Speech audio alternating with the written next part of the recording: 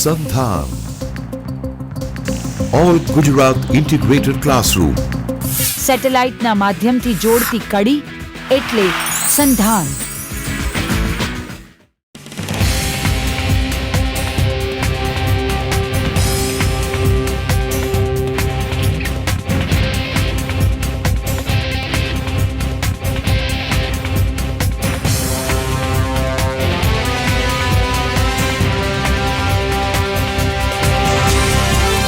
વંદે ગુજરાત. વિદ્યાર્થી મિત્રો, સંધાન KCG education department government of ગુજરાતના માધ્યમથી કોમર્સ વિભાગમાં અર્થશાસ્ત્ર વિષયમાં આજે આપણે ડાયરેક્ટ ઇનડાયરેક્ટ ટેક્સ વિશે ચર્ચા કરીશું. કરવેરાનો વિષય આજનો નથી, ખૂબ જૂનો છે. 3000 વર્ષ પહેલાં પણ ઇજિપ્ત અને ગ્રીસના રહીશો આવકવેરો, વપરાશવેરો અને કસ્ટમ ડ્યુટી ચૂકવતા હતા. આવી ચૂકવણી જો કે વિવિધ સ્વરૂપે થતી હતી, જેમ કે પગાર સિવાય મજૂરીના સ્વરૂપમાં, માલના સ્વરૂપમાં કે દંડના સ્વરૂપમાં. પ્રાચીન ભારતમાં પણ ઢોર-ઢાખર અને કિંમતી ઝવેરાત પર કર લેવામાં આવતો હતો. ભગવાન ઈસુ ખ્રિસ્તના જન્મના લગભગ 8 સદી એટલે કે 800 વર્ષ અગાઉ પણ રોમન યુગમાં સોલ ટેક્સ ઉઘરાવવાનું શરૂ કર્યું હતું. કરવેરાનો ઇતિહાસ તપાસતા એમ જાણવા મળે છે કે કરવેરા લાદવાનું અને ઉઘરાવવાનું તંત્ર અસંગઠિત હતું. પરંતુ એક વાત નક્કી છે કે તમામ ઐતિહાસિક નેતાઓ અને દેશના વડાઓ તેમની હકુમત ચલાવવા માટે કરવેરા ઉઘરાવતા હતા. બીજા શબ્દોમાં કહીએ તો સરકારી તંત્ર ચલાવવા માટે આવક, વેચાણ, ખરીદી અને મિલકતો પર કરવેરા નાખવામાં આવતા હતા. એમની મુખ્ય કામગીરી હતી કાયદો, ન્યાય, ગટર વ્યવસ્થા, મકાન વગેરે ઉદ્દેશો સિદ્ધ કરવા માટે તેમની પાસે આવકની જરૂરિયાત હતી. ભારતમાં પણ પ્રાચીન કાળથી કરવેરા ઉઘરાવવામાં આવતા હતા. મનુસ્મૃતિ અને અર્થશાસ્ત્ર નામના પ્રાચીન ગ્રંથોમાં પણ તેનો ઉલ્લેખ આપણને જોવા મળે છે. 1857માં આપણને ખબર છે કે બ્રિટિશ હકુમત હતી અને સ્વાતંત્ર્ય ચળવળ ચાલતી હતી. અને સ્વતંત્રતા ચળવળમાં 1857માં આપણને ખબર છે કે જે બળવો થયો એમાં બ્રિટિશ સરકાર ભયંકર રીતે આર્થિક મુશ્કેલીમાં આવી ગઈ અને સરકારી ખજાનો ભરવા માટે સૌ પ્રથમ વખત બ્રિટિશ સરકારે ફેબ્રુઆરી 1860માં આવકવેરા ધારો દાખલ કર્યો. ત્યાર પછી પણ વખતો વખત તેમાં સુધારા કર્યા અને એના આધારે મુખ્ય કરવેરાની વ્યવસ્થા કરી. આમ આવકવેરો એ પ્રત્યક્ષ કરવેરા અથવા તો બ્રિટિશ સરકારની દેન છે એમ કહીએ તો કંઈ ખોટું નથી.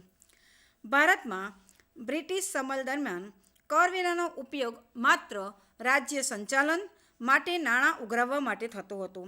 રાજ્યે આર્થિક વિકાસની કે કલ્યાણ રાજ્યની સ્થાપના કરવાની જવાબદારીનો સ્વીકાર કર્યો ન હતો. તેમનું કાર્ય માત્ર કાયદો અને ન્યાયનું હતું. તેથી જ કહેવાતું હતું કે પહેલાંના રાજ્યો એ પોલીસ રાજ્યો હતા, એટલે એમની જવાબદારી ઓછી હતી. પરંતુ હવેના રાજ્યો એ કલ્યાણ રાજ્યો બન્યા છે અને કલ્યાણ રાજ્યો બન્યા હોવાને કારણે સરકારની જવાબદારીમાં વધારો થયો છે.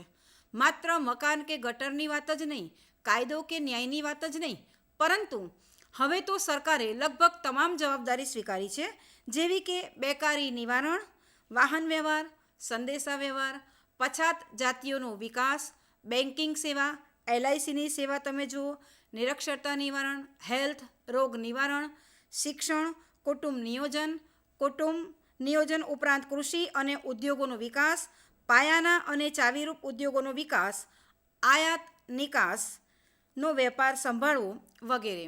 આમ રાજ્યનું કાર્યક્ષેત્ર વિસ્તરતું ગયું એટલે સરકારને પણ વધારે આવકની જરૂરિયાત ઊભી થઈ. આમ કરવેરા એ આવકનું એક માધ્યમ છે અને રાજકોષીય નીતિનું એક મહત્ત્વનું અંગ છે.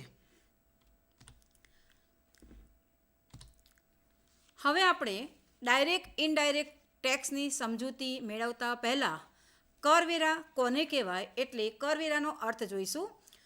કર એ રાજ્યને ફરજિયાત ભરવી પડતી રકમ છે. ટાઉસિંગ નામના અર્થશાસ્ત્રી કરવેરાની વ્યાખ્યા આપતા જણાવે છે કે કરવેરા ભરનાર તથા કર ઉઘરાવતી જાહેર સંસ્થાઓ વચ્ચે કોઈ પણ પ્રત્યક્ષ બદલાના વિનિમયની ગેરહાજરી એ કરવેરાનું તત્વ છે. પ્રોફેસર સેલિંગમેનના મત મુજબ કર એટલે રાજ્ય તેની સાર્વજનિક હિતની પ્રવૃત્તિઓના ખર્ચને પહોંચી વળવા માટે બદલામાં કોઈ વિશિષ્ટ લાભ આપ્યા સિવાય વ્યક્તિ પાસેથી ફરજિયાતપણે જે રકમ વસૂલ કરે છે તે કર છે. પ્રોફેસર ડાલ્ટન જણાવે છે કે જેની અવેજીમાં કોઈ નિશ્ચિત સેવા કે વળતર પ્રાપ્ત થતું નથી તથા બિનકાયદેસરની પ્રવૃત્તિનો જે દંડ નથી તેવા ફરજિયાત ફાળાને કે જે જાહેર સંસ્થા દ્વારા વસૂલ કરવામાં આવે છે તે કર છે. ટૂંકમાં કર એટલે દંડ સિવાયની ચૂકવણીઓ જે નાગરિકોએ પ્રત્યક્ષ બદલાની અપેક્ષા સિવાય નિશ્ચિત સમયે અને નિશ્ચિત દરે ફરજિયાત જાહેર સંસ્થાઓ જાહેર સત્તાઓ એટલે કે સરકાર, મ્યુનિસિપાલિટી, ગ્રામ પંચાયત, તાલુકા પંચાયત વગેરે જેવી જાહેર સંસ્થાઓને ફરજિયાતપણે ચૂકવવી પડતી રકમ તે કર છે. કરનો અર્થ જોયા પછી આપણે કરવેરાના પ્રકારો જોઈશું. કરવેરાના મુખ્યત્વે 3 પ્રકાર પડે છે. એક છે કરના દરને આધારે, બીજો છે કર ભારણને આધારે અને ત્રીજો છે પ્રકીર્ણ પ્રકાર. કરના દરને આધારે કરવેરાના 3 પ્રકાર પડે છે: પ્રગતિશીલ કરવેરા, સપ્રમાણ કરવેરા અને પ્રતિગામી કરવેરા, જેને હિયમાન કરવેરા કહેવાય છે. કર ભારણને આધારે 2 પ્રકાર પડે છે. એક છે પ્રત્યક્ષ કરવેરા અને બીજું છે પરોક્ષ કરવેરા. પ્રકીર્ણ પ્રકારમાં અન્ય અનેક પ્રકાર પડે છે, જેવા કે વ્યાવસાયિક કરવેરા, ડિવિડન્ડ ડિસ્ટ્રીબ્યુશન કર, મ્યુનિસિપલ કર, મનોરંજન કર, સ્ટેમ્પ ડ્યુટી, શિક્ષણ સેસ, ટોલ ટેક્સ, સ્વચ્છ ભારત સેસ, કૃષિ કલ્યાણ સેસ, ડિવિડન્ડ કર, એન્ટ્રી ટેક્સ. હવે આપણે કરવેરાના જે પ્રકાર છે એને આપણે સમજીએ. કરના દરને આધારે પહેલો પ્રકાર છે પ્રગતિશીલ કરવેરા. પ્રગતિશીલ કરવેરા એટલે જેમ જેમ કરપાત્ર વ્યક્તિની કરની આવક વધતી જાય તેમ તેમ કરના દરમાં વધારો થતો જાય અને કરની આવક ઓછી હોય તો કર ભરવાની રકમ ઓછી થતી જાય અને અમુક રકમ કરતાં જેની આવક ઓછી છે એને કરમુક્તિ આપવામાં આવતી હોય તો તેવા કરને પ્રગતિશીલ કરવેરા કહેવામાં આવે છે. દાખલા તરીકે 10,000ની આવક કમાનાર વ્યક્તિ 10% લેખે કર ભરતો હોય અને 5,000 કમાનાર વ્યક્તિને જો 4%ના દરે કર ચૂકવવો પડતો હોય તો તેને કહેવાય પ્રગતિશીલ કરવેરા. સપ્રમાણ કરવેરા એને હું એમ કહીશ કે ઘોડો અને ગધેડો સાથે ચાલે, એટલે કે જેમ જેમ કર આવક ગમે તેટલી હોય પણ એક સરખા પ્રમાણમાં જો કર વસૂલ કરવામાં આવતો હોય તો તેને સપ્રમાણ કરવેરા કહેવામાં આવે છે. દાખલા તરીકે 10,000 કમાનાર વ્યક્તિ પણ 10% કર ભરે, 1 લાખ કમાનાર વ્યક્તિ પણ 10% ટેક્સ ભરે અને 1 કરોડ રૂપિયા કમાનાર વ્યક્તિ પણ જો 10% ટેક્સ ભરતા હોય તો તેને સપ્રમાણ કરવેરા કહે છે. પ્રતિગામી કરવેરા ત્રીજો પ્રકાર છે, એટલે કે જેમ જેમ કરની આવક વધતી જાય તેમ તેમ કરનો દર ઘટતો જાય તો તેને કહેવાય પ્રતિગામી કરવેરા. આ સામાજિક દ્રષ્ટિએ હિતકારી નથી, કારણ કે જેની આવક વધારે હોય એને કર ઓછો ભરવાનો અને આવક ઓછી હોય એને કર વધારે ભરવાનો એ સામાજિક દ્રષ્ટિએ યોગ્ય નથી.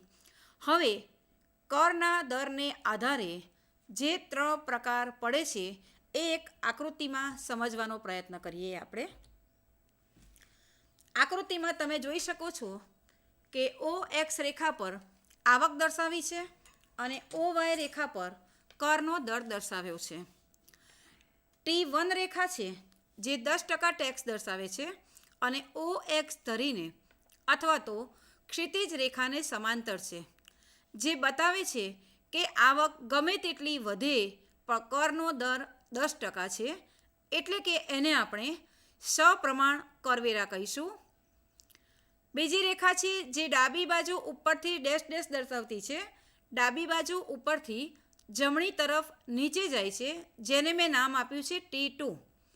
અને T2 રેખા બતાવે છે કે જેમ જેમ આવકનો દર વધતો જાય છે તેમ તેમ કરનું પ્રમાણ ઘટે છે. એટલે આપણે જે ત્રીજો પ્રકાર જોયો હતો ને પ્રતિગામી, કે આવક વધે તેમ કરનો દર ઘટે, એ T2 રેખા દર્શાવે છે, જેને આપણે પ્રતિગામી કર કહીશું. T3 રેખા જોઈ શકાય છે કે T1ને સ્પર્શીને ડાબી બાજુ નીચેથી જમણી તરફ ઉપર જાય છે, જે બતાવે છે કે જેમ જેમ આવક વધતી જાય તેમ તેમ કરનો દર વધતો જાય છે. અને આ છે પ્રગતિશીલ કરવેરા, જે સમાજ માટે હિતકારક છે, ન્યાયી છે.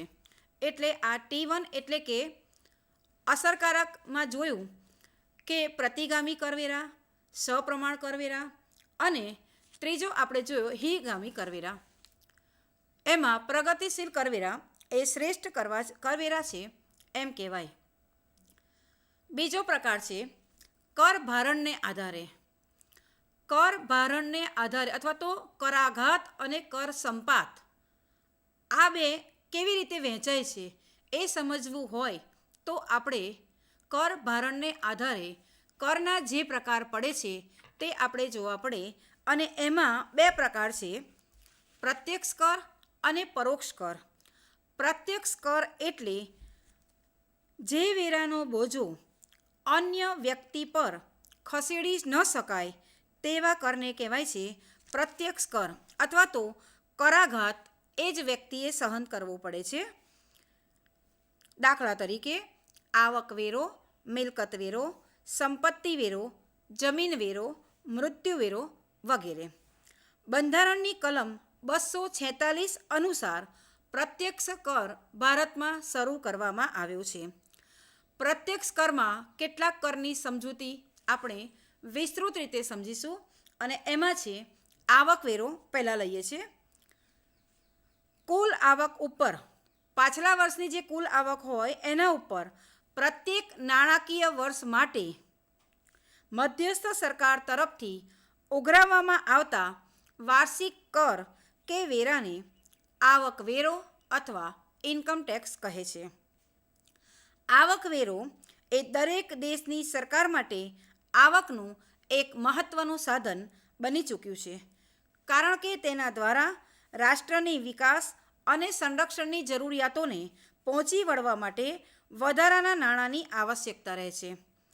આવક પર કરવેરા લાદવાની રીત પ્રાચીન કાળથી અમલમાં છે અને તેના પુરાવા પણ ભારતમાં પ્રાપ્ય છે.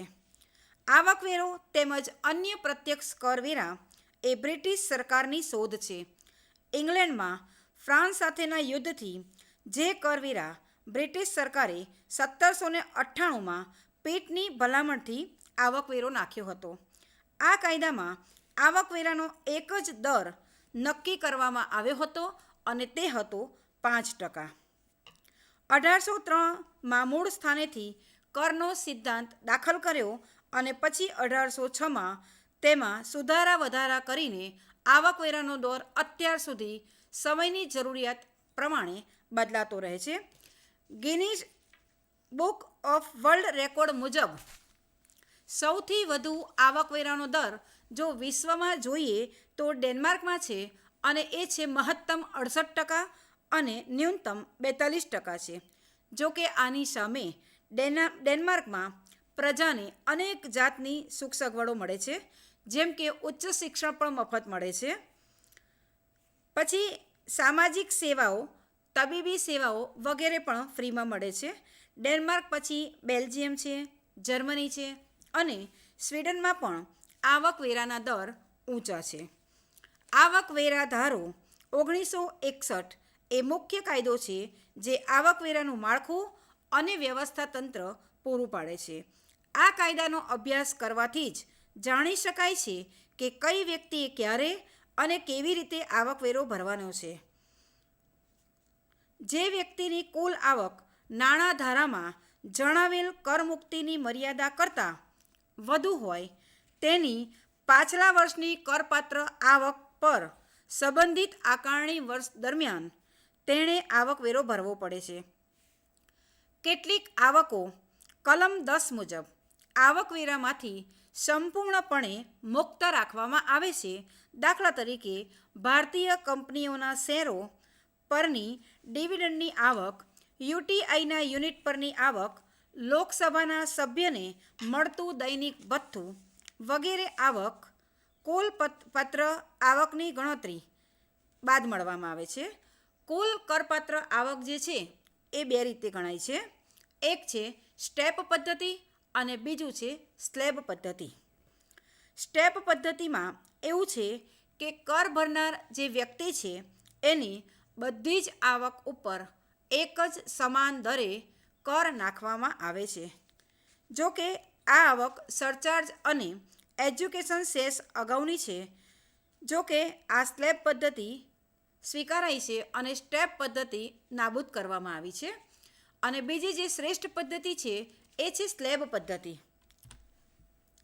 સ્લેબ પદ્ધતિમાં આવકવેરાનો સ્લેબ 2015-16માં શું પરિસ્થિતિ છે એ હું તમને કહું છું કે પુરુષો અને સ્ત્રીઓ માટે આવકવેરાનો સ્લેબ એવો છે કે જો ₹2.5 લાખની આવક હોય તો એને કોઈ પણ પ્રકારનો આવકવેરો ભરવો પડતો નથી. 2,50,000 એક રૂપિયાથી 5 લાખ રૂપિયા સુધીની જો આવક હોય તો એને 10% ટેક્સ ભરવો પડે છે. 5 લાખ રૂપિયાને 1 થી 10 લાખ સુધીની આવક હોય તો એને 20% ટેક્સ ભરવો પડે છે. 10 લાખ રૂપિયા